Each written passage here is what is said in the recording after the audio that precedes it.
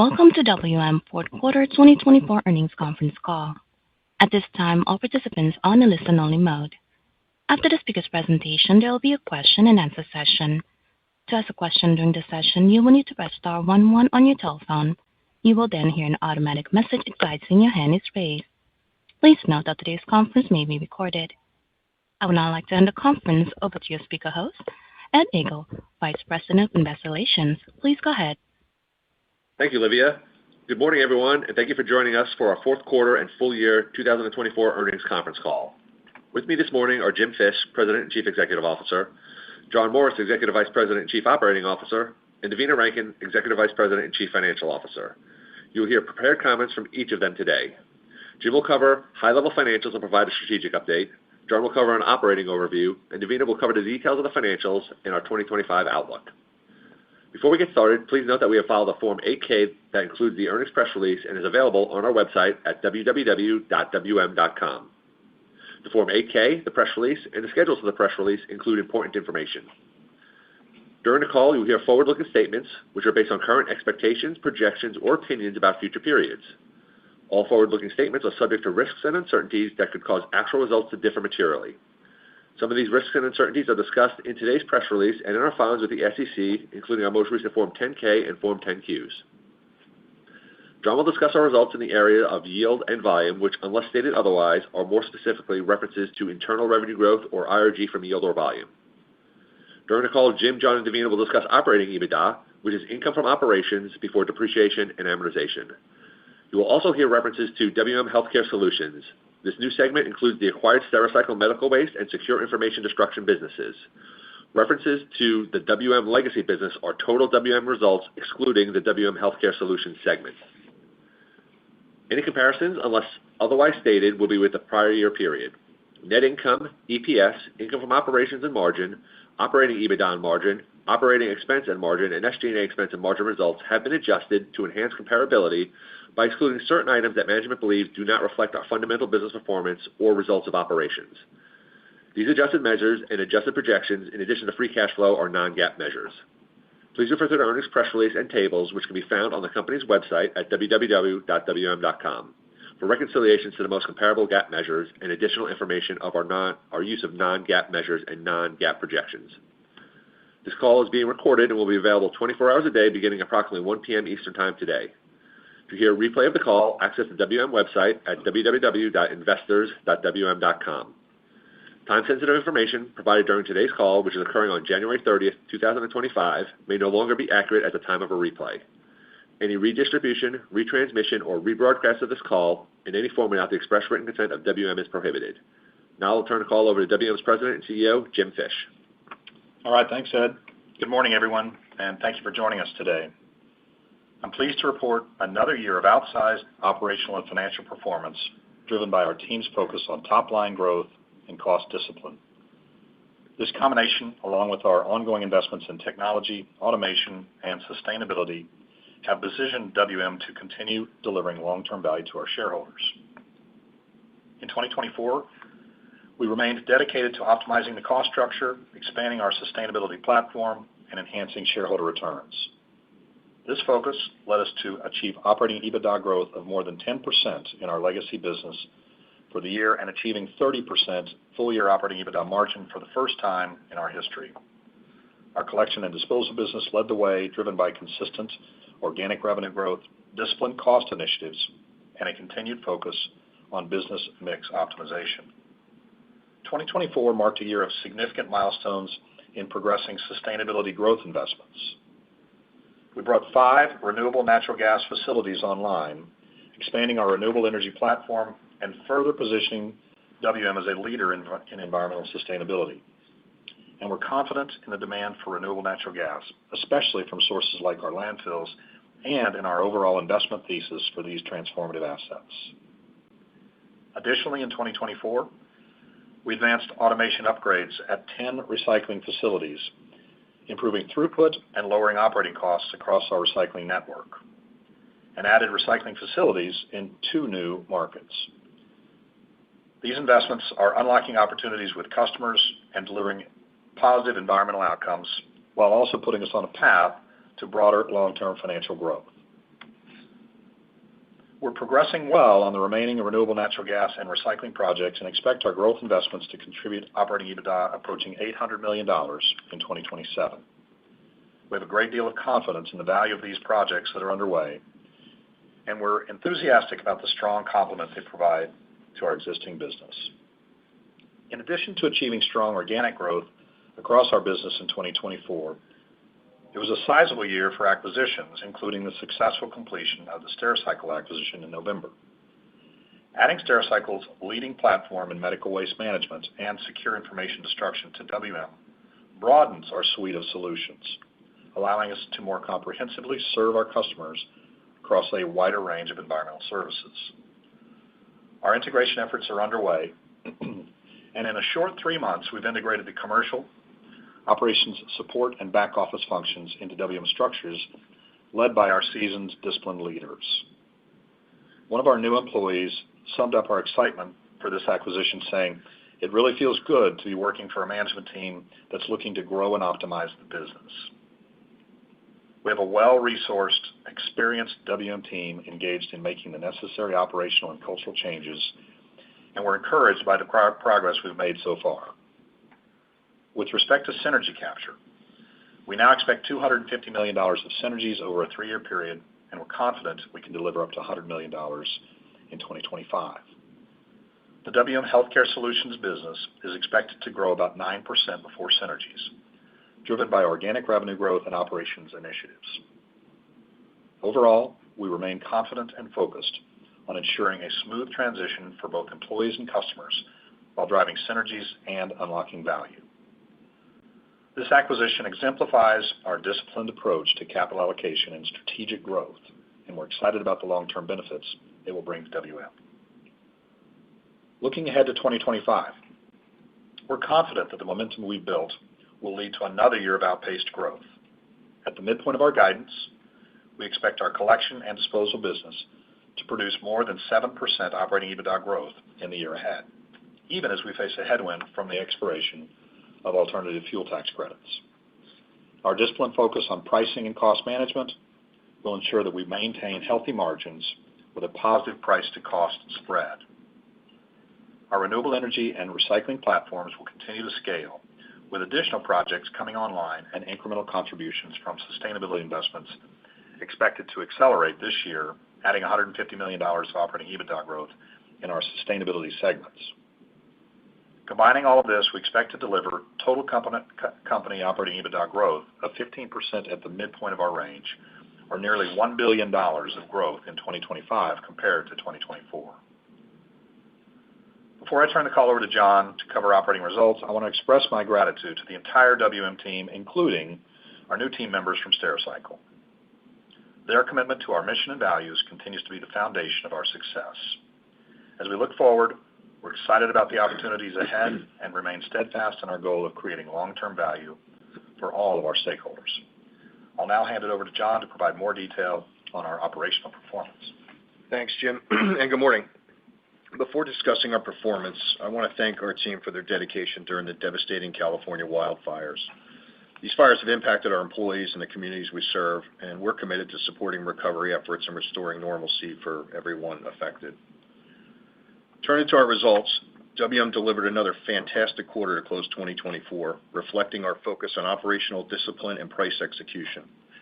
Operating expenses as a percentage of revenue were 60.3%, marking the 5th consecutive quarter below 61%. Our full-year result of 60.7% was below 61% for the first time in WM's history and improved 100 basis points from 2023. This improvement was driven by strong execution by our team, as well as automation and technology adoption. Labor efficiency continued to improve during 2024, with labor costs as a percentage of revenue declining by 60 basis points for the full year compared to 2023, which is particularly notable considering the dilutive impacts from the Winters Brothers and Stericycle acquisitions. Our labor cost improvements stem from our commitment to human-centered leadership, process discipline, and, importantly, the introduction of technology that allows our operational leaders to spend more time in the field.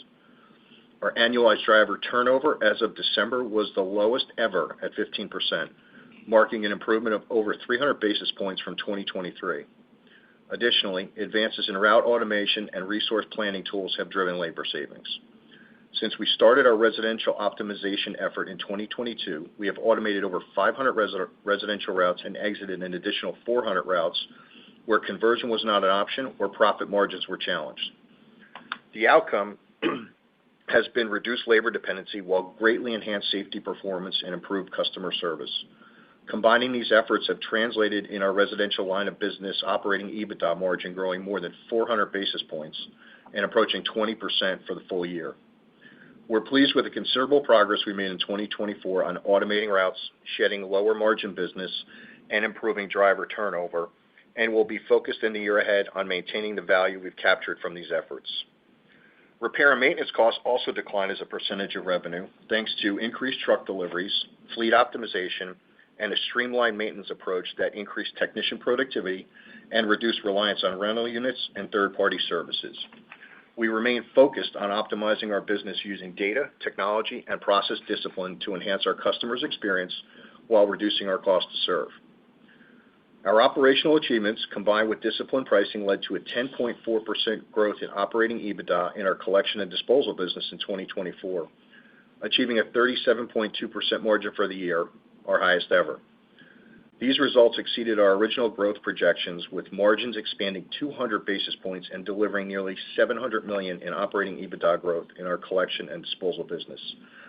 This impressive performance underscores our team's focused execution of strategic priorities. Our revenue grew across all lines of business, supported by a collection and disposal yield of 4.5% and core price of 6.7%, with churn remaining at about 9%. We continue to refine the use of data and analytics to maximize customer lifetime value to deliver pricing performance in line with our cost to serve our customers while meeting our margin objectives. Throughout the year, volume grew consistently in our key lines of business, commercial and MSW landfill. Our workday-adjusted volume finished the year as expected, and net service increases remained positive. For the year, MSW volumes grew steadily, with an observed acceleration in the second half of the year. The 4.4% annual increase in MSW volumes demonstrate the value of our expanding network and logistical capabilities, as evidenced by our expanded rail operations serving the Midwest. Special waste also showed positive momentum, indicating growth potential for 2025 as our pipelines remain strong. While our industrial business remains soft, we are rolling out disciplined growth programs to enhance volume capture at appropriate pricing levels, which gives us confidence in our outlook for 2025. As we look ahead to 2025, our focus is on building upon our success in 2024. Our priorities include further improving operational efficiency in our core collection and disposal business and maximizing growth opportunities from acquisitions and sustainability investments. Additionally, our core fleet, business optimization, and revenue management leadership are now embedded into the WM Healthcare Solutions organization, driving a disciplined integration process. With these efforts, we are confident in our ability to drive continued revenue and operating EBITDA growth while delivering value to our shareholders and customers.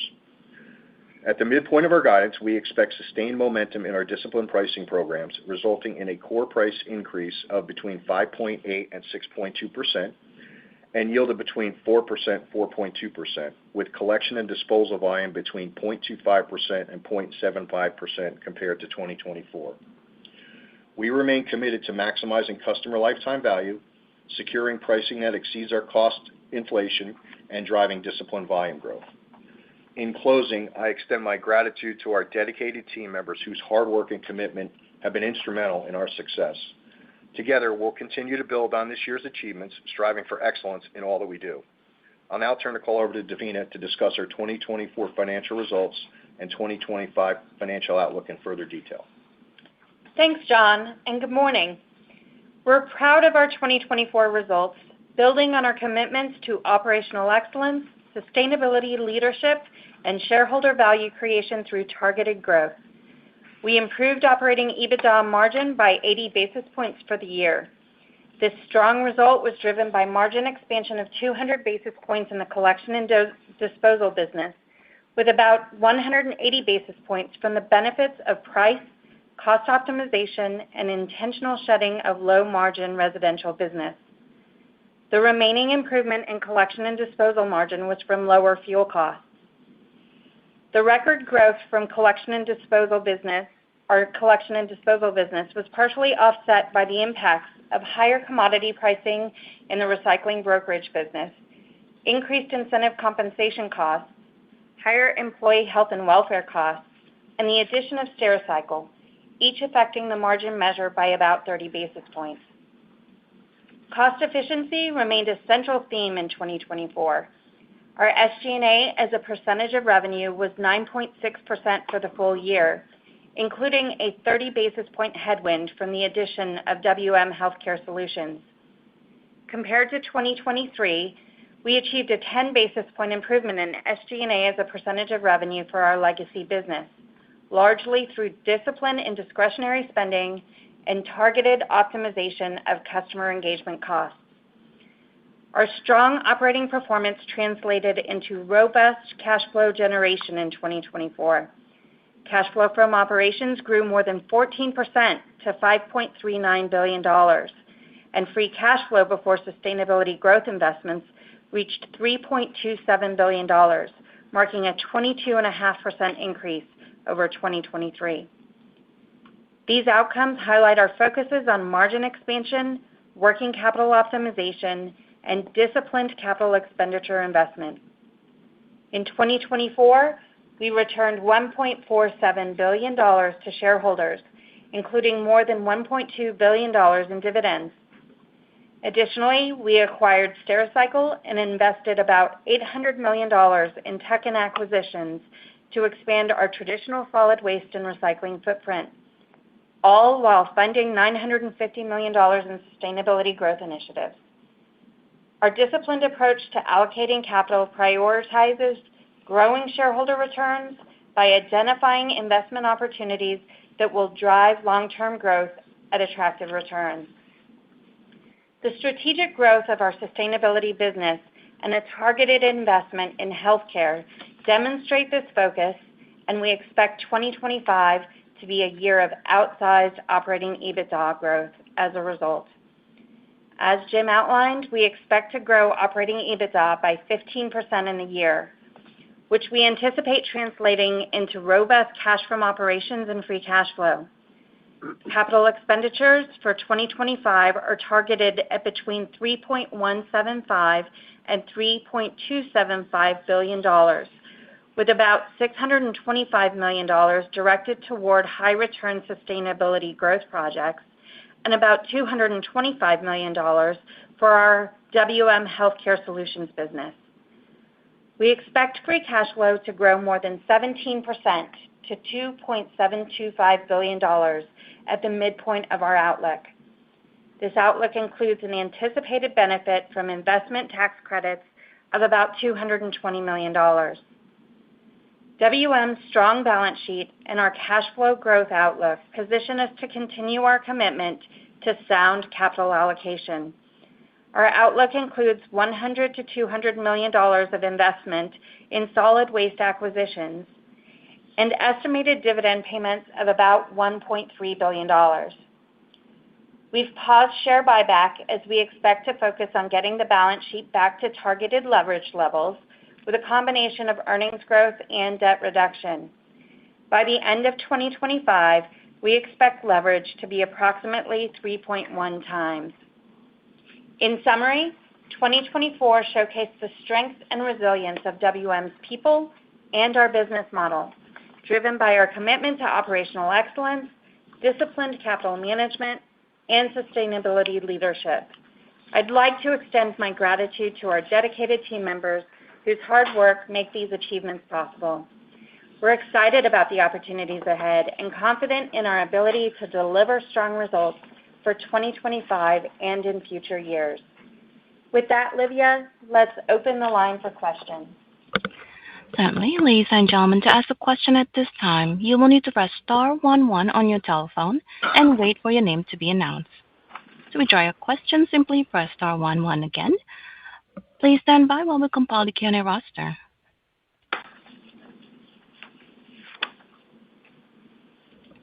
Now, first question coming from the line of Tyler Brown with Raymond James. Your line is now open. Hey, good morning. Good morning, Morning. Tyler. Morning. Hey, I promised to ask a question on the business, but Davina, can you help me with a couple of bridge items? So first, I think I heard it, but you are assuming a CNG tax credit headwind. Is that correct? And is that like $60 million? Yes, that's correct. It's a $63 million headwind in dollars and a 30 basis point headwind in margin. Excellent. Okay. And then on Stericycle, I think you're including $400 million of incremental EBITDA, which means you're going to do something like $460 if I take the Q4 number. That's But correct. does that, okay. So number one, is that including $100 million of realized synergies, or is that a run rate? And then two, was there a definitional change in how you calculate EBITDA for Stericycle versus their convention? Because it feels like the base EBITDA is just lower than what they were reporting. Or am I off on that? Yeah, those are great questions, Tyler, and thanks for pointing them out. So I'll take the second one first. And yes, there was a definitional change in EBITDA between the two companies. We have, I would say, I guess, a more conventional approach to what we adjust out of earnings, and we found that they adjusted things that look more like normal course of business costs. And so we've recast that. And so the 2024 run rate number that we had for the business exiting the year was that representative of that $61 million, with about $4 million of realized synergies in the fourth quarter for us. And so I would recommend using that as the starting point for 2025. We're optimistic about synergy capture in the year ahead, and we think up to $100 million will be realized in the year. Our midpoint assumes $85 to $90 million of realization. Excellent. Okay, great. Okay, I don't know if Tara's there, and I apologize, but I just kind of can't get the waste management sustainability contribution to foot, because I think last quarter you said sustainability was $92 million benefit year to date, but then in the release today you said again $92 million for 24. So was there no incremental sustainability contribution in Q4, or am I missing something, which I probably am? But if I look at your table and allocate the recycling fees and the royalties, it looks more like EBITDA was up 110. I hate to throw that many numbers out, but maybe you're following what I'm saying. I am in the room. Hi, Tyler. And Hey, Tara. yes, you're following the right math. There's a couple things that are going on in the between the segments and what we report. And of course, on the recycling side of the business, a piece of it ends up in collection and disposal, and then you have the 15% royalty that flows to the collection and disposal business. What we really want to emphasize for 2025 is there's a lot of tailwinds in both of these businesses that gives us a lot of optimism about what we're going to contribute in 2025, $190 million coming from those growth investments. And Okay. like Jim said, if you look at how much we've delivered at the end of 2024, that's going to roll into 2025 with the new RNG plants and the 12 recycling facilities, plus we have another 8 on the RNG side in 2025, there's a lot of positive impact that's going to roll through the P&L. Okay, that is helpful. Last question. This is for Jim or John, because it sounds like collection and disposal organic EBITDA is expected to be up something like 7% despite the CNG tax credit headwind. Obviously, that is super solid. I mean, you guys said back at your last analyst day you're a 5 to 7% organic grower, and quite frankly, you've got pretty tough comps. So that's really good. So can you talk about the core dynamics, maybe the outlook for pricing, maybe more importantly, cost inflation and productivity? Because it just feels like there's a very solid price-to-cost spread in collection and disposal. Thank you. Yeah, Tyler, it's Jim. I think you've highlighted one of the probably the area that maybe we're most proud of, which is the core business itself. And we talk a lot about Stericycle and the sustainability businesses, which are exciting. But the core business, if you think about it, from 22 to 23, grew 7%, grew 10% last year, just the core. And then we're looking at another, kind of over 7% this year on the core. So well ahead of that 5 to 7% number that we gave way back in 2019. And that is coming, as you point out, really from several areas. We talk a lot about pricing, and our pricing team does a great job, but look, that cost to price spread is not just price, it is cost. And John mentioned it in his script, and John's kind of a modest guy, but I mean, his team has done a spectacular job of taking that cost number. If you think about that OpEx as a percent of revenue coming under 61%, years ago, we kind of aspirationally talked about a 60% number and then kind of laughed in the room about that and said, yeah, well, that'll never happen. We're kind of scratching at that right now. We're close. So a lot of the cost to price spread and a lot of the margin growth that you've seen in the business over the last few years, and ultimately those growth EBITDA growth numbers that I just cited are coming on the cost side at the same time as we're doing well on price.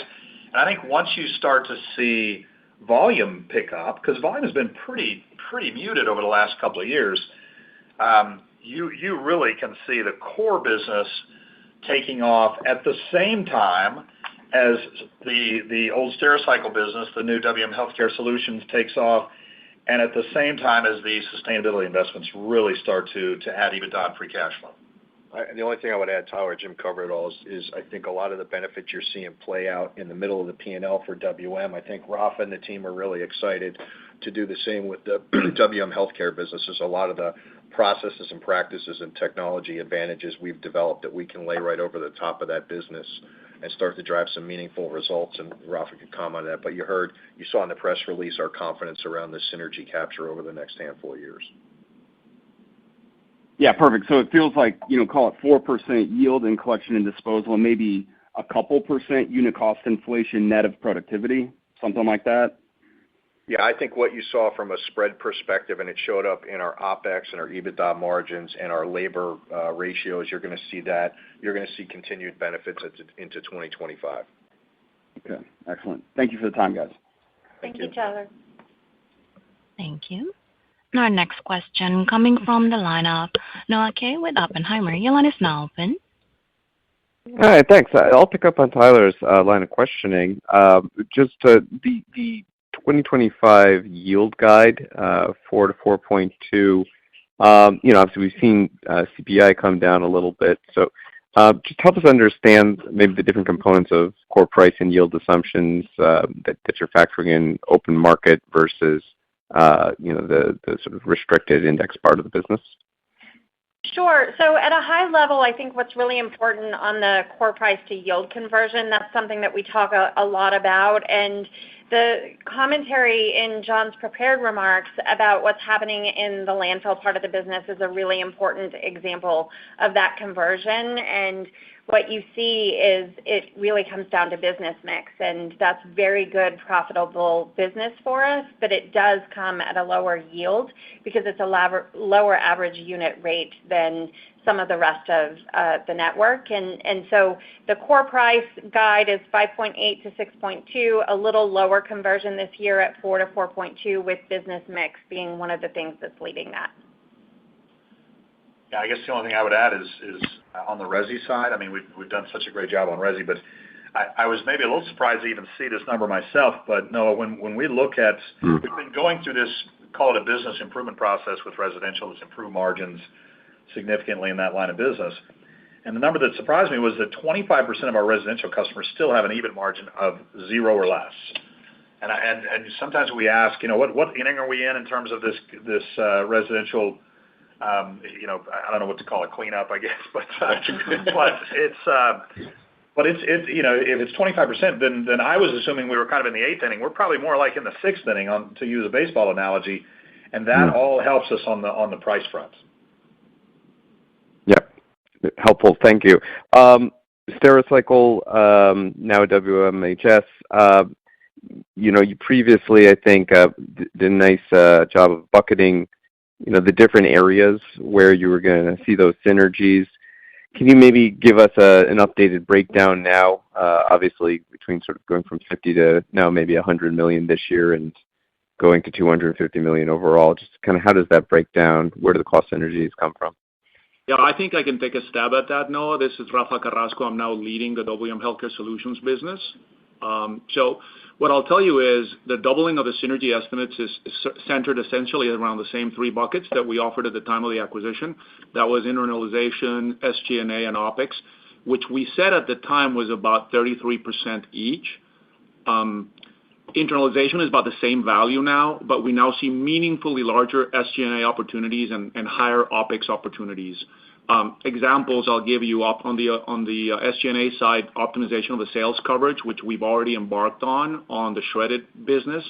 And on the OpEx side, we've uncovered new opportunities for consolidating recycling capacity in the network and then reducing fleet number while working on bringing the maintenance and repair in-house. Yeah, very helpful. Just one last one, maybe for Devina.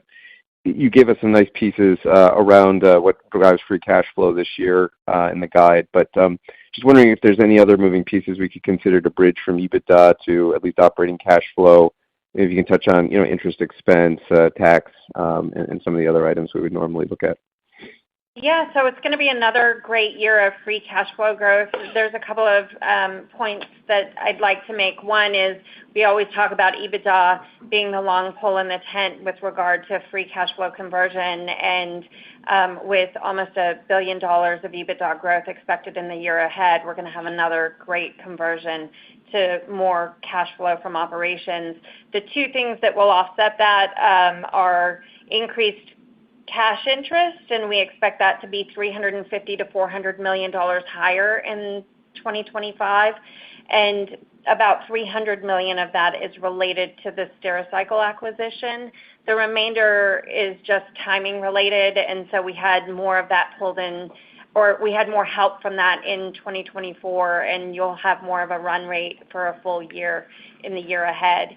And then on the cash tax side, it's an interesting story because, this growth in pre-tax income is fantastic and usually comes at a pretty high incremental cost from a cash tax perspective, but we're seeing some offsets of that because we have a higher expectation for ITC in 2025. So total cash taxes will go up about $75 to $100 million, and that's, the plus from higher ITC slightly offsetting the higher pre-tax income impacts. And then the only other thing I would point to is working capital was a fantastic result in 2024, and we do think that some of the strong execution by the team on improving our key stats like DSO and DPO is what's contributing to that, but some of it is also timing related, and we think we got some of that timing benefit in Q4 that's impacting rollover into the first part of 2025, which is why 2025 may look a little muted in terms of the level of growth. All right. Well, thank you for all this, and I just want to say thanks as well for providing all the additional details in the release. That the business is obviously continuing to transform and grow, and you've given us a lot of information. So appreciate it. Thank you. Thank you, Noah. Thank you. Our next question coming from the line of Jerry Revich with Goldman Sachs. Your line is now open. Yes, hi. Good morning, everyone. Morning, Jerry. I'm wondering, Rafa, I wonder if we just talk about the commercial opportunity. Really interesting to hear about the synergy target moving higher without the commercial piece even kicking in yet. Can you just talk about how that looks to you given your route economics work on the core business? It sounds like there's really significant runway there. Just can you talk about what inning of that process we're at, and what sort of contribution can you get by getting the right pricing on the right routes as you internalize the business? Yeah, Jerry. Hi, how are you? Look, what I'll tell you is with respect to cross-selling, we virtually have nothing built into our existing 2025 contribution right now. That is something that the joint team is engaged in evaluating, and we see some of that actually coming in 2026, I should say. I could also tell you that with respect to kind of the routing, one of the important things we're working on is driving P&L accountability down all the way into the business units. That's something that didn't exist at Stericycle before. When we do that, we're actually going to also generate P&Ls by customer. That's going to allow us to implement a disciplined growth discipline that we actually have already built into our WM facilities, and that's going to inform quality of revenue. And Rafa, the timeframe on that? Sorry, this is Jim. I want to kind of put an exclamation point on what Rafa said about cross-selling. He said we don't really have anything in there in 25, and it starts to ramp up in 26. I would say that might be the single biggest opportunity we have over the long term for this business.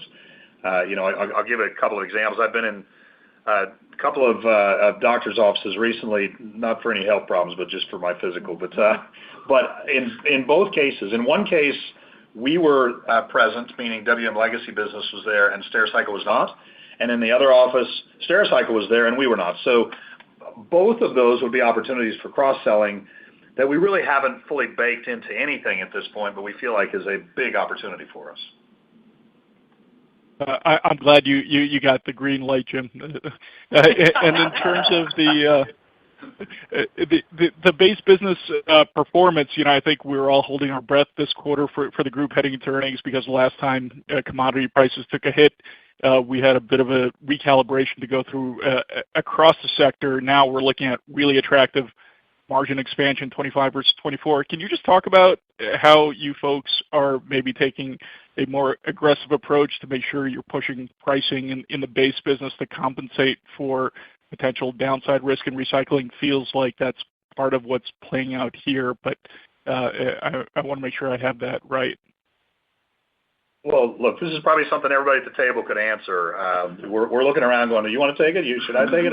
But I think the point here is such a good point, which is the base business, and I made this point earlier, the base business is really the superstar in this report, and I think as we look at pricing, we like the fact that our price team has developed a level of sophistication to be able to really price on a much more granular basis.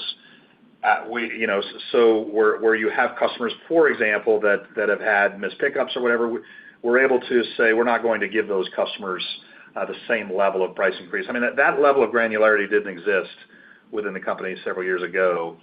So I think the sophistication within the pricing group is palpable. And to Rafa's point about pricing within Stericycle, I mean, I think we can take that same level of sophistication to the Stericycle business.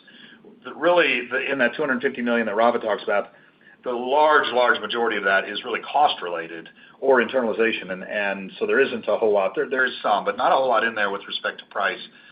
So we feel good about price, not only in the core business, but also with Stericycle. And I think I've talked a lot about cost. I will say one thing about cost, and that is that we had talked about not replacing a certain number of positions several years ago, and we've been chipping away at that. I think through the end of last year, we're up to about 2,500 positions that we've chosen not to replace. That spans different functional areas. But I think, John, it's right. We have about another 1,000 coming from two primary areas. One is recycling as we upgrade these facilities, but the other is these conversions from rear load to ASL. You got it. And can I ask, Tara, the landfill gas, really good to see the production coming online on schedule that you laid out last quarter.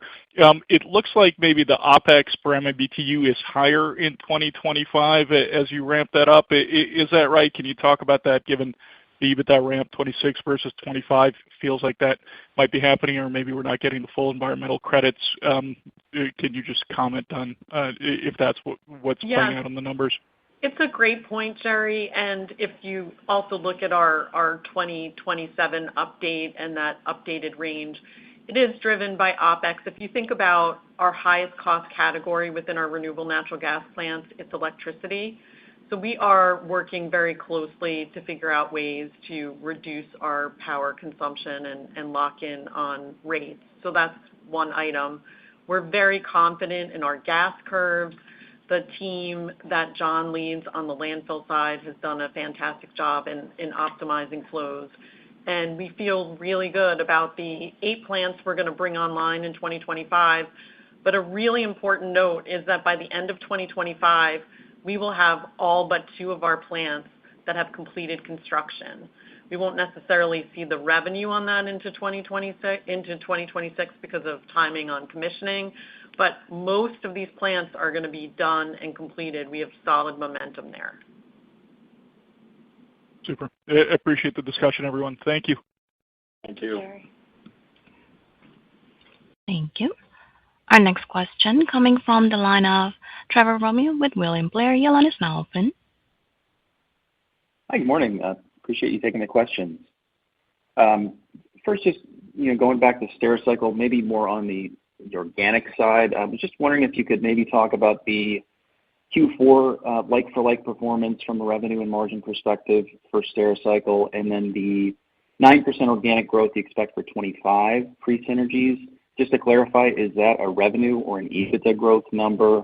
And either way, could you kind of just talk about some of the drivers of that organic performance in 25, especially if it doesn't include any cross-sell benefits? Sure. So when we look at the Stericycle performance in the fourth quarter, I think, like I said earlier, about $4 million of that was synergy capture. And so the rest of it you can look at being the performance of the business. And when we look forward to the growth that we will generate in the year ahead in the healthcare solutions business, 9% is a step change from what they've generated the last several years. And we see that step change as possible for two primary reasons. One being the asset network expansion with the McCarran facility coming online, and the other being fleet optimization. They were underway with regard to some recharacterization of their fleet. They historically have used operating leases in order to fund their fleet, and they knew and had started to execute upon some opportunities to recapitalize that at a better cost. And we accelerated some of that into the fourth quarter. And so we see the ability to reduce those costs by up to 30% in some instances by being able to have a better cost of capital for the organization and a more intentional approach to funding our fleet. Yeah, and Trevor, this is Rafa. Devina covered it very well. The one thing I would add outside of OpEx and more on the revenue side is that we have now the ability to add, and in a couple of weeks we'll have every single one of the Stericycle contracts over $50,000 in annual revenue in our data mart. And then it's going to allow us to better capture earned PIs that in the past had been overlooked, and that it'll prevent revenue leakage. So that gives us some confidence going into 2025 as well. Great. So it sounds like, just to clarify, the 9% is an EBITDA number, but the revenue outlook, you expect a little bit of an uptick there as well. That's correct. 9% EBITDA, revenues in the range of 2.5% to 5%, depending on price execution and that revenue leakage that Rafa mentioned, with some offset on volume expected in the SID business. Okay, great. That's good to hear. And maybe for my follow-up, I guess, on the going back to the collection and disposal business, maybe specifically the volumes, 1/4 of a point to 3/4 of a point expected for this year. I guess, what are some of the puts and takes in that outlook? And maybe specifically, how are you thinking about the more cyclical portions of that volume and how likely they could be to rebound? So I think, I think Jim made it in the statement, his opening comments. I mean, with the administration change, we have some optimism there from a business perspective. If you start to break it down, though, Trevor, if you look at our landfill volume, specifically MSW and C&D, we had some good momentum there. Our special waste pipeline is strong. Our special waste results were solid through the year, and we're optimistic about that for 25. The one I would highlight, Jim made a comment about, is our residential, the intentional shedding of 3.5-ish% of residential volumes, part of that number, and we're going to continue to do that. As I mentioned in my prepared remarks, we're getting close to 20% there on that business. We're up 400 basis points. We're down 900 routes. There's a lot of benefits to us doing that, and that's part of what the volume calculation is. But if you kind of strip out that residential piece and look at the disposal volumes and the commercial business, we've got good momentum there. And I think on the industrial side, we've seen some softness there, but as I mentioned in my remarks, we've got a team rallied around trying to look for opportunities where we have some capacity to bring some of that volume back at margins that are acceptable. All right. Great. Thank you all very much. Thank you. Thank you. Our next question coming from the line of Faiza Alwy with Deutsche Bank. Your line is now open. Yes. Hi. Thank you so much. So I wanted to first ask about the sustainability EBITDA.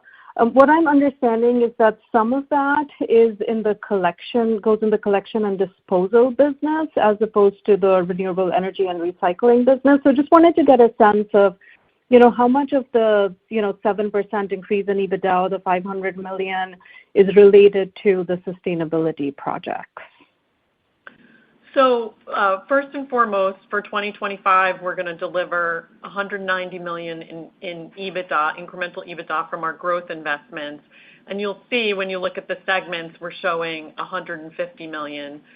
What happens is with our renewable energy business, there's roughly a 15% royalty that's paid to the collection and disposal business. That's really about the use of their landfill gas. And then there are certain fees that go into the collection business related to recycling. Those are the key elements. Okay, understood. And then I was hoping if you could help us with, some of the quarterly cadence as it relates to various items. And what I'm thinking of is, the buildup of synergies on Stericycle and maybe your, assumptions around some of the commodity costs that you laid out, whether it's the natural gas and the, the OCC pricing. Sure, I can take this. And what I would say is you can think about it in the three pieces, and it's the traditional solid waste business. We actually expect some margin pressure in the first half of the year because if you look at 2024, Q1 is our toughest comp on a year-over-year basis as we saw some of the momentum with regard to automation in particular take hold. And so we would say from an earnings growth and margin perspective, collection and disposal may look a little more muted in Q1 in particular, but first half.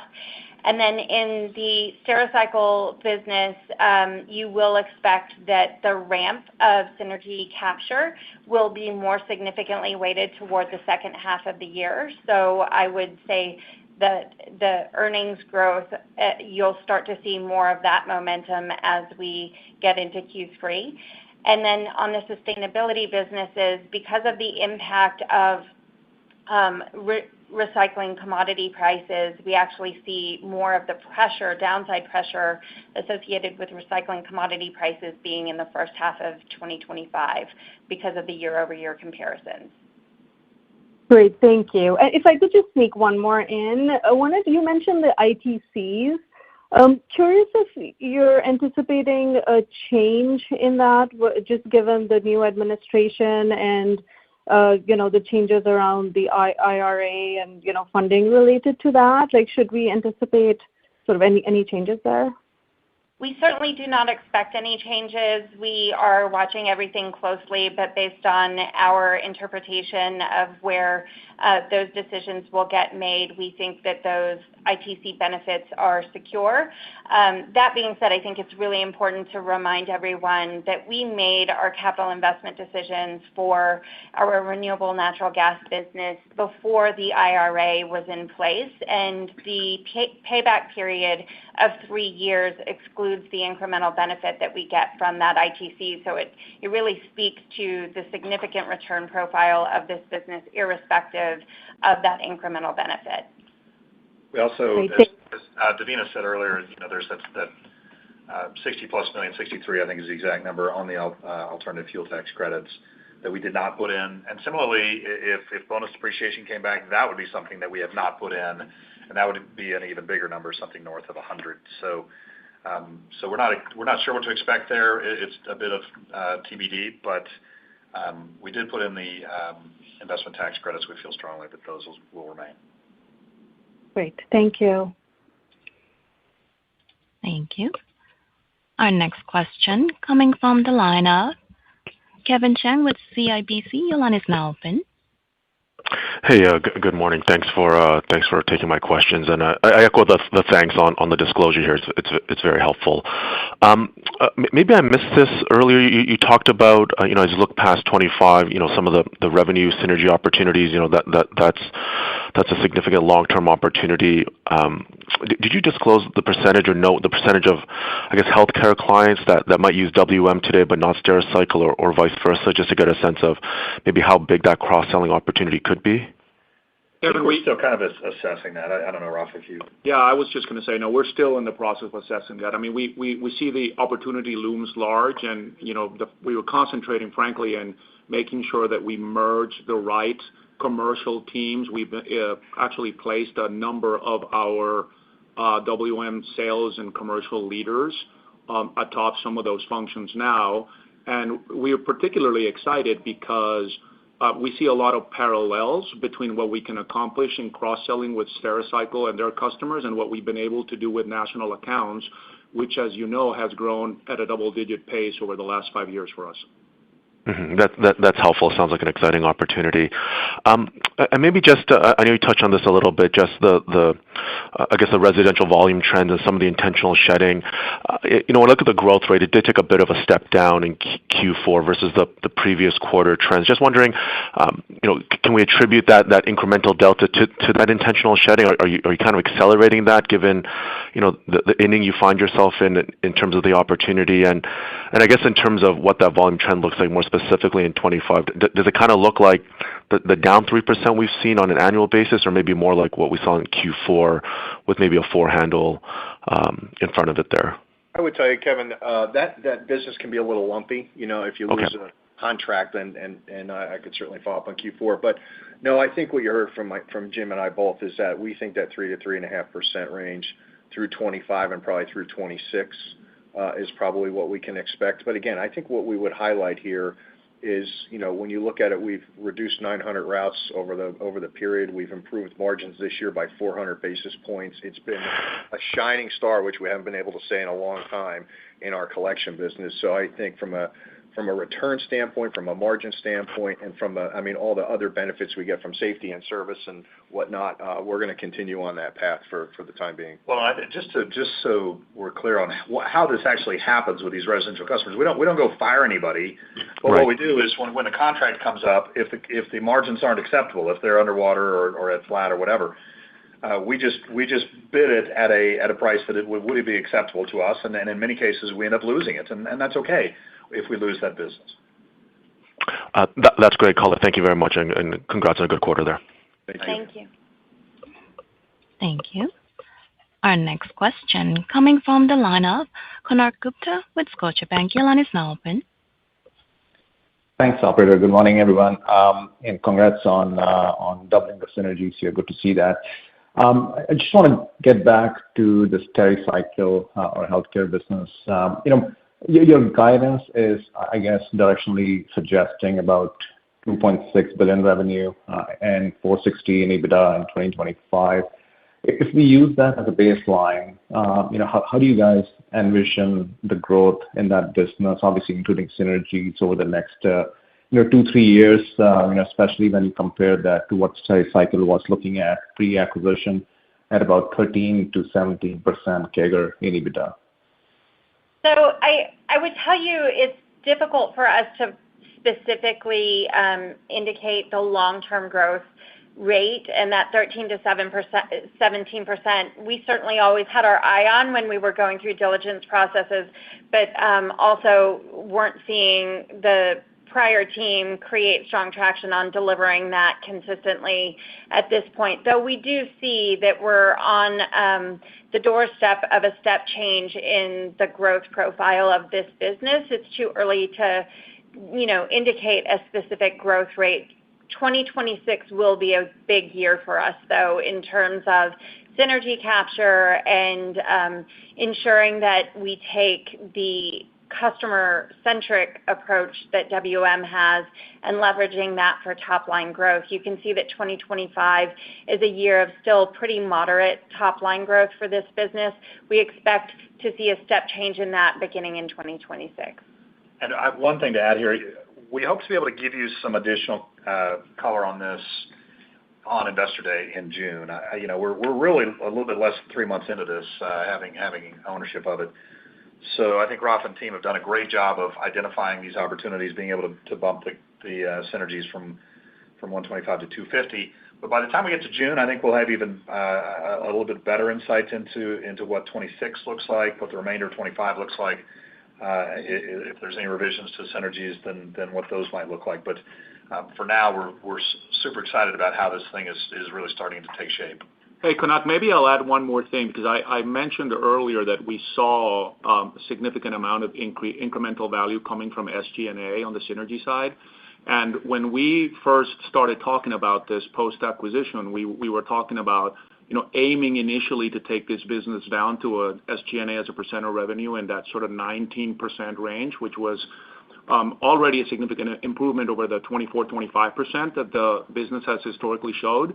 I think right now what we have line of sight on, we're already going to eclipse that number, and we have our target set on 15 and beyond. I mean, as you know, we're hovering our own SG&A as a percent of revenue under 10, and ultimately we would like to get there. Now, that's going to take some time, but if you think about the question you asked about growth, that's an important element as well.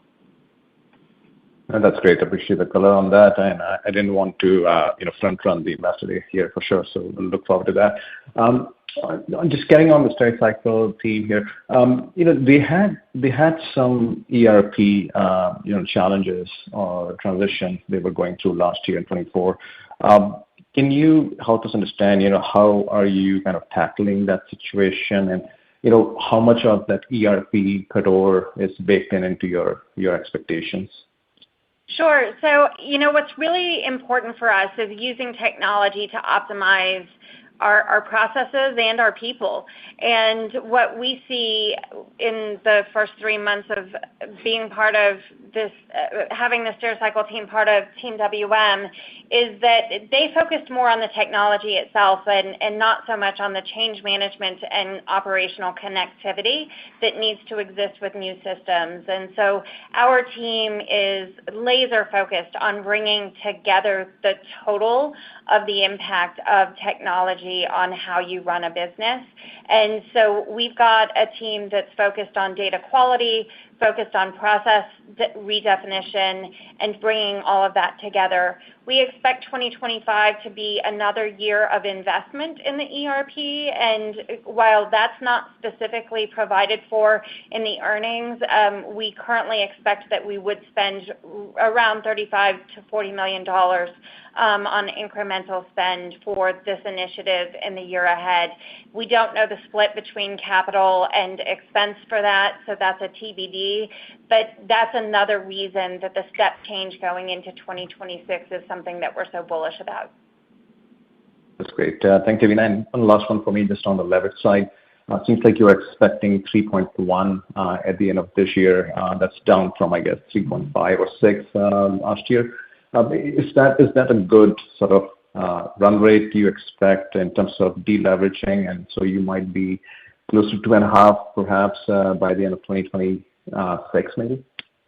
It's a great question, and what I would tell you is our long-term target is 2.5 to 3 times. We think that that's optimal for our business in order to provide plenty of dry powder for strategic opportunities like acquisitions when we see them.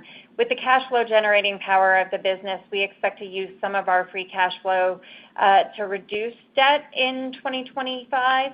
That said, if we see outsized tuck-in acquisition opportunities relative to the $100 to $200 million that we included in our guidance, you could see some moderation in that level of debt reduction.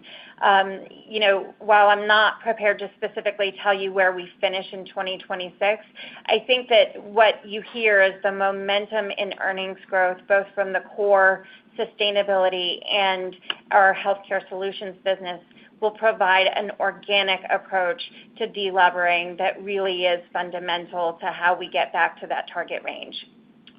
And maybe one last point on the ERP.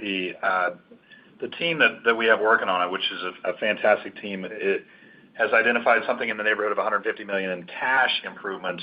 That probably doesn't happen until early 26, but that's an opportunity for us that we haven't baked in anywhere as you reduce these receivables that are outstanding. So it's really a DSO improvement, but it could be as high as 150, maybe even more, that we think is out there for us. Great. I appreciate the color, guys, and all the best. Thank you. Thank you. Thank you. Our next question coming from the line of James Schumm with TD Cowen. Your line is open. Hey, good morning, guys. Morning. Most of my questions have been answered, but regarding RNG, can you update us on what are the most significant delays you're facing at the moment? Any change there?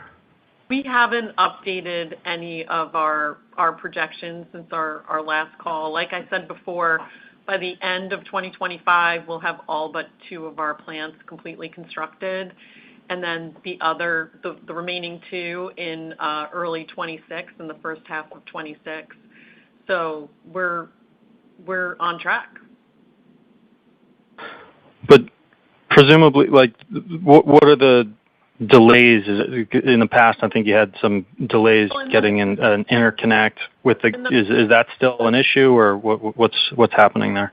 Yeah. So in the past, we had mentioned that 2 of our biggest issues were interconnects with utilities and then some final permits. We've worked really closely on utility interconnects, and we have line of sight into when those will complete. So we feel more confident today than we did in the past. And then on the ITC, you gave guidance there. Did you get shovels in the ground for all 20 projects by the end of 24, such that you believe you will receive the ITC in 2026 as well? Yes. All 20 projects, other than the 2 in Canada, will be eligible for the ITC. So we feel confident that we've met. Okay. Great. And then just lastly, sorry, Davina, go ahead. Well, super quickly, we've also focused extensively on domestic content in building the facilities so that we maximize the amount of the ITC. So our long-range target had been $250 to $350 million for ITC benefit, and when you look at the $220 million in 2025 plus the $135 million that we captured in 2024, you can see that we're actually going to exceed the previous range that we had committed. Right. Okay, thanks. And then just lastly, so I guess you still have a lot of work to do on the remaining projects, but do you have a lot of incremental RNG opportunities beyond the 13 or so that you're working on right now? And you know, I know it's a bit off into the future, but as it stands now, do you think you'd own and operate these additional projects, or is that something you'd look to, engage in a joint venture for those? So we are tracking a whole host of opportunities beyond these first 20 plants, and we have more landfill gas that we could put to use, whether it's power projects, RNG projects, and the team is actively looking at what the future could look like. We haven't made any decisions yet on where we head. And that's to come. We could look at partnerships with others or doing them ourselves. I think the most important thing to remember is we've maintained control of these assets and we've maintained optionality, and that's a good thing. Right. Okay. Great. Thank you guys for the help. Appreciate it. Thank you. Thank you. Our next question coming from the line of Sabahat Khan with RBC Capital. Your line is now open. Great. Thanks, and good morning. Just a couple of quick ones. Just to start off, I guess when we look at the volume assumption here for 25, I guess what's the underlying view on the macro for the rest of the year, and maybe more specifically on some of the more industrial or cyclical volumes that have been a bit challenged just for the sector over the last few years? Thanks. Yeah, I think you've highlighted the industrial side, which has been the slowest segment overall for us. And I mean, if you look at industrial production in the U.S., you could argue that we've been kind of in somewhat of an industrial recession over the last few quarters. And our numbers have reflected that. We've been soft on that front. I mean, the 2 areas where our volume has been softest are the one that John's talked a lot about this morning, which is residential, and that's really intentional. And then the one that's not intentional is our industrial hauls, and those have been soft. And I would tell you honestly, we're not expecting a big rebound in those in 2025. Love to see it. And as John mentioned, we are cautiously optimistic about what the new administration brings with respect to business growth, but we haven't baked anything in along those lines. I will say that the landfill line of business has been kind of the superstar here for us with respect to volume. John mentioned MSW has been strong. You talked about our special waste pipeline is good as well, and that's starting to pick up. So we just had our quarterly reviews with all of our area vice presidents, and they were speaking pretty optimistically about special waste. So I would tell you that volume is we're being, I think, fairly cautious at that kind of 0.25 to 0.75. But should things start to pick up on the industrial side, I think you could see that number exceed. Okay, great. And then there's a bit of discussion earlier about the commodity prices. Just, apparently there's been some clogging at the port, some evolution in the demand environment. Just a bit more color on what's baked into your 2025 commodity price assumption, if you just put a finer point on that, and, how cautious or, how much of a recovery is built into that assumption for the rest of this year. So our assumption for recycled commodity prices is $85 a ton, which is down slightly from 2024 at $92. Here's what's important to note. Exiting December, commodity prices were around $80 a ton, and that has been the bottom of the trough. If you look at January, we've already seen an uptick. And the good news is we were tracking very closely the January potential for a port strike, and that did not happen. So we're seeing great movement on commodities. Also, now that we're seeing, generation slow down post the holidays, should provide some good structure for prices to improve. So the way that we've modeled it is moderate increases throughout the year. Great. Thanks very much for that. Thank you. Our next question coming from the line of Brian Brickmeyer with Citi. Your line is now open. Good morning. Thank you for taking the questions. I just have two very quick ones. One, I appreciate the updated earnings sensitivity in the press release to recycled commodity prices. I was just wondering, as recycling earnings really step up over the next couple of years, do you think the earnings sensitivity will kind of scale with earnings growth, or do you think the new earnings will rely maybe more on processing fees as opposed to the commodity prices? Just overall thoughts on your sensitivity to commodities as recycling maybe steps up a lot in the next couple of years. Absolutely great question. And I think what's important to remember when we've made these investments in these automation facilities is much of the benefit comes outside of commodity prices. If you look at the automation benefit, through 2024, we've automated over 850 rolls out of the system, and that really has nothing to do with commodity prices. So that's benefit that's going to run straight to EBITDA independent of revenue. And then we're getting a price premium on what we produce. I was at our West Side MRF a couple of months ago, and how clean our cardboard is coming out of those plants, we're able to get a price premium. So those are two aspects that are really independent of commodity prices. The other thing that I think is really important to note, and we were looking at this week, is we spent a lot of time making sure that we evolve our fee-for-service model and that we get paid first for processing.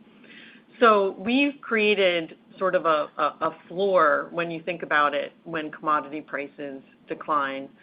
So the range here is not going to scale as we grow our volumes in the same way. It certainly will go up a little bit, but not at the same level that you would expect.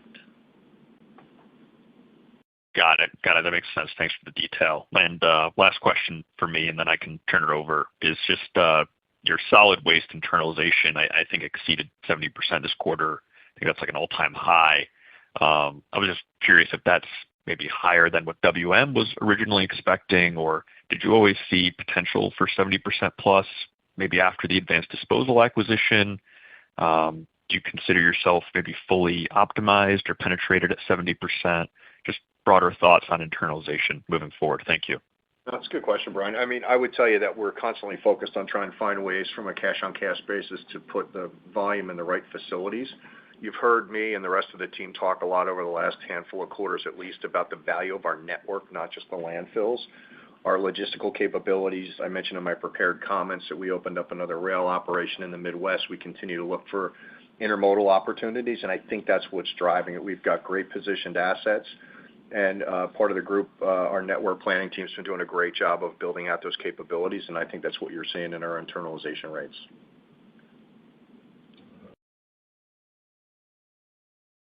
Thank you. Our next question coming from the line of Toby Sommer with Truist. Your line is now open. Thank you. If you look at the margins and returns on your existing RNG and recycling, how do those compare with your April Investor Day from almost 2 years ago? And what if you could kind of discretely isolate the drivers of the delta, should there be one?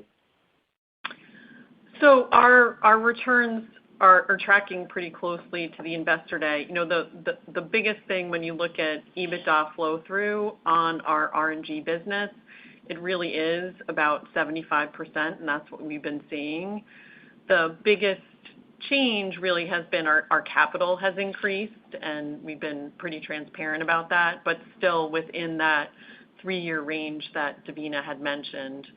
On the recycling side, you know, we're right there on what we modeled, not a whole lot to say there, other than these investments have really helped us with new customers. We've done that in Canada, where we've been able to leverage these investments to build new facilities there, and we've gotten new contracts as a result of these investments. So we're seeing opportunities for more volume to come into these plants. Thanks. And as my follow-up, I was wondering if you could talk about immigration and whether that matters to the company and the industry, because there's been some discussion that smaller local players may employ some illegal immigrants at subpar compensation. Is that a relevant change for your business? You know, I don't really think it's not relevant to us, and I can't really comment on anybody else. But I mean, all of our employees are documented, and we pride ourselves on paying a good wage for all of our employees. So I can't say much else about others. Thank you very much. Yeah. Thank you. Our next question coming from the line of Brian Butler with Stifel. Your line is now open. Hey, good morning. Thanks for fitting me in here. Quick one, just on the incremental sustainability, that $190 million you talked about. How should we think about that flowing through on the quarters? Is that going to be more back-end weighted or pretty even? So the way to think about it on the RNG side, we're going to have the rollover impact of the plants that completed at the end of 2024, those 4 plants, because we had minimal impact of those in 2024. Then we have 3 of the 8 that would really show earnings in the first half of the year, and the other 5 in the second half, which are really more backloaded, I would say, into Q4. On the recycling side, what we've seen, again, the rollover impact of those automation investments in 2024. And we also have some benefits. We're going to have less shutdown costs in 25 than we did in 24. So it's a bit more of an even distribution. Okay, that's helpful. And then on the RIN pricing, you gave your sensitivity, which is super helpful. But from a strategic perspective, how are you thinking about, locking in those contracts kind of longer term, especially considering the potential for the volatility here under the new administration? Maybe just kind of your thoughts on where you're kind of viewing the strategy on dealing with what could be some volatility in RIN prices. Sure. So first, the team did a fantastic job of locking up about 50% of our projected sales for 2025. And that is a mix of the voluntary market, and they had pre-sold some 2025 RINs at $2.70. So they were very opportunistic in being able to do that. And we feel confident that for the balance that we have to sell, if you look at where the market is today at about $2.40, that we should be able to do that. We've always talked about taking a proactive approach at getting more towards that 80-40-20 split, where, a year out we would have 40% locked up, and a year from there, 20%. Right now, we have about 15% of our future years locked in, and we have some, I would say, pretty robust activity on the voluntary market side. There are players out there who are really looking to decarbonize, and we're going to balance that against the fact that we have a fleet of CNG trucks where we can generate RINs and make sure that we're monetizing the whole portfolio in the right way. Great. Thanks for taking my questions. Thank you. Our next question coming from the line of Toni Kaplan with Morgan Stanley. Your line is open. Thanks so much. Wanted to ask about the resi shedding. Just wondering, were these contracts that were inherited from acquisitions, or were they just signed a long time ago and something changed in the markets? Just wanted to understand the rationale for why these contracts are not that profitable anymore. I think, Tony, it's a few things. I don't think it's necessarily acquisitions, although I'm sure we acquired a few that were underperforming. But I think it's a few things. I think it's one, you've seen inflation, you've seen labor inflation, and that was always most prevalent in our residential line of business. So I think we've seen more cost pressure because of the labor intensity in that business, and we're offsetting that by changing the model and automating that, driving out a lot of labor, a lot of risk. And it's a portfolio approach. It's not in any one particular segment of business. In terms of it, it's contracts that are 1 to 3 years in duration, 3 to 5, 5 to 7. I wouldn't say it's any particular length. I would tell you we're a lot more cautious when it comes to anything over 3 to 5 years when we are making our assumptions on what that's going to look like. The saying I have is I don't want the best day to be the first day of any of those contracts. Great, got it. And then just, I know it's still early, but could you talk about the potential impacts from the California wildfire cleanup on your volumes? And just wanted to confirm that there's nothing in the volume guidance from that at this point, and that would be, upside. Thanks. Yeah, Tony. I mean, first and foremost, I was actually out in California with our team over the weekend. The good news is that our folks are all safe. And as of the other day, nobody had been displaced, which we're thrilled about. Our operations are safe. In terms of any benefit, the folks in Southern California are doing they're assessing that right now. There may be a little bit of upside they've put in there. But when you look at our guidance for the $500 million for the solid waste business, there's really nothing meaningful in there at this point. We have included about a half a point of volume in our revenue guide for the year, and there is the flow through of that, both included in EBITDA dollars and margin. I think it's also important. It's such a good question about these natural disasters. But in looking back over the last decade, probably 3 out of every 5 years we see something. The difficulty is you can't predict it. So whether it's tornadoes in the Midwest or hurricanes in Florida or fires in Northern or Southern California, whatever it is, probably 60% of the time something is happening. 2024 was an example of a year where not that there weren't any natural disasters, but we really just didn't see a whole lot of volume from those disasters. And so had we put something in initially, we would have been running uphill. 2025, we likely will see some impact, but again, it's very difficult. It's impossible to predict any of these, and therefore we don't factor it in initially, and it ends up being either upside for us in the year that it happens, or something we have to recapture and work against in the years where we don't have it. Yeah, the last point I make, Tony, is I think our folks and our assets are very well positioned to help all those communities get back on their feet when they're ready to reach out for that help. Yeah. Terrific. Thank you. Thank you. Our next question coming from the line of Tony Bancroft with Gabelli Funds. Your line is now open. Thanks so much, Jim and team. Congratulations on all your success. Great quarter. Just want to ask, and I was on another call, so just please stop me if it's already asked, but just with regards to the healthcare solutions business, obviously you're highlighting that. Seems like there's a lot of potential growth going on there. Could you maybe remind us again, or just sort of walk through what sort of competitors? Are there other large regional competitors? I know there's a lot of ones and twos out there, like you were sort of talking about, but maybe sort of define that market a little bit, since it seems like that's somewhere that you could have some more transformational growth.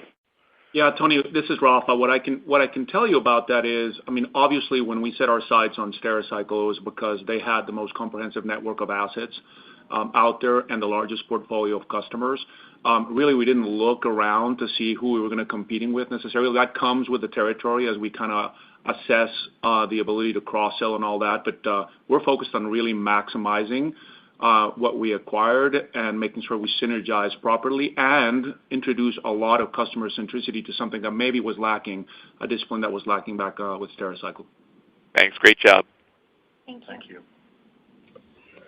Thank you. Our next question coming from the line of Harold Antor with Jefferies. Your line is now open.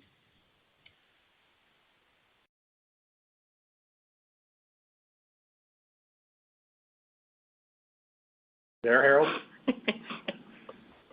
Please check your mute button. Hello, sorry, double muted. I apologize.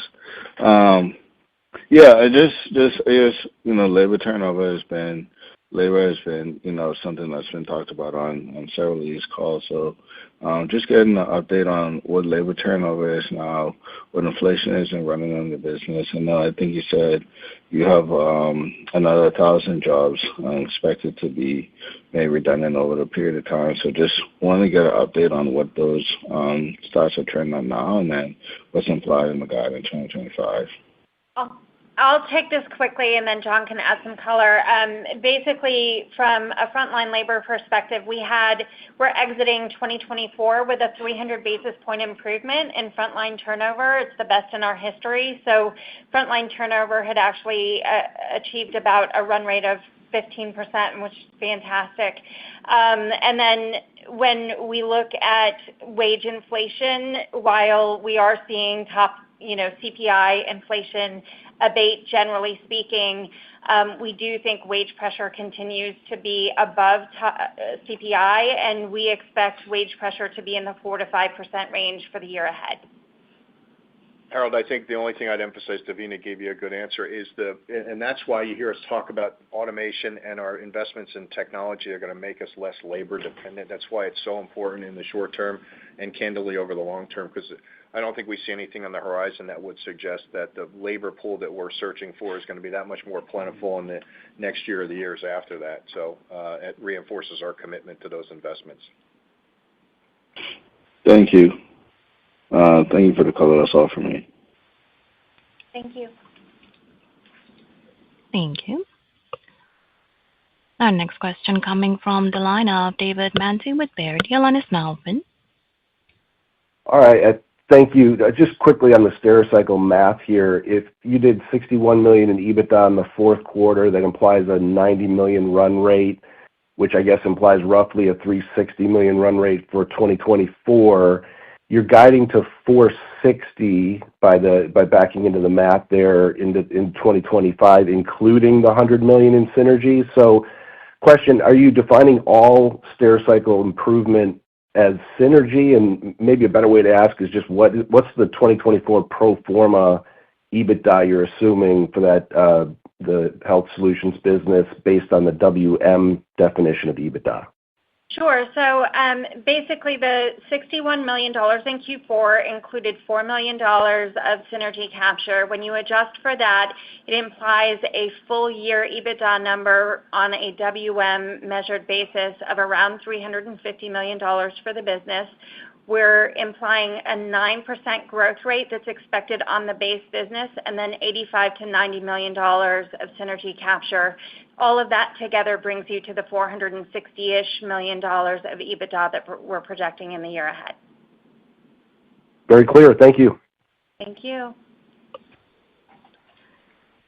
Thank you. I will now turn the call back over to Mr. Jim Fish, President and CEO, for any closing remarks. Okay. Well, thank you for your excellent questions this morning. We hope you'll take in our WM Phoenix Open next week. You can catch us on the Golf Channel and CBS. There's my plug for that. And we look forward to talking to all of you again next quarter. Thank you.